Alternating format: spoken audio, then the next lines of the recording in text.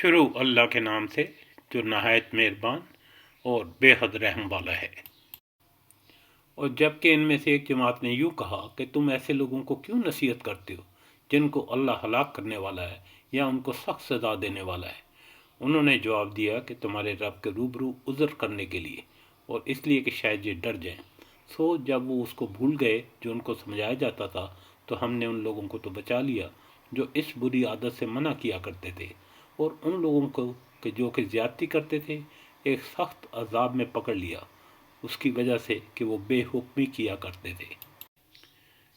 यानी जिस काम से उनको मना किया था उसमें से हाथ से निकल गई तो हमने उनको कह दिया तुम जलील बंदर बन जाओ।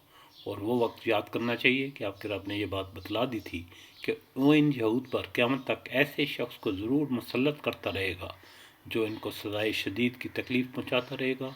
बिलाशुबा आपका रब जल्दी ही सज़ा दे देता है और बिलाशुबा वो वाकई बड़ी मग़फ़िरत और बड़ी रहमत वाला है। और हमने दुनिया में उनकी मुख्तलिफ़ जमातें मुकर्रर कर दी, बाज़ उनमें से नेक थे और बाज़ उनमें से तरह तरह के, और हमने उनको खुशहालियों और बदहालियों से आजमाते रहे कि शायद बाज आ जाएं।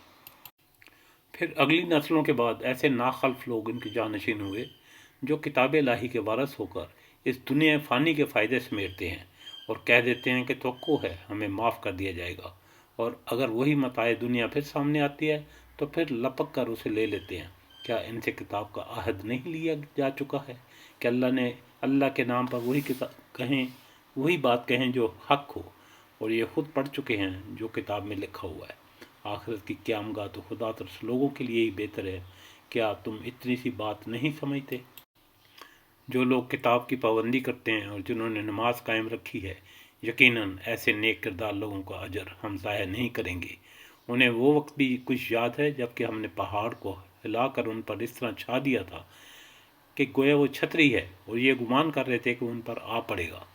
और उस वक्त हमने उनसे कहा था कि जो किताब हम तुम्हें दे रहे हैं उसे मजबूती के साथ थामो और जो कुछ इसमें लिखा है उसे याद रखो। तवक्को है कि तुम गलत रवैये से बचे रहोगे।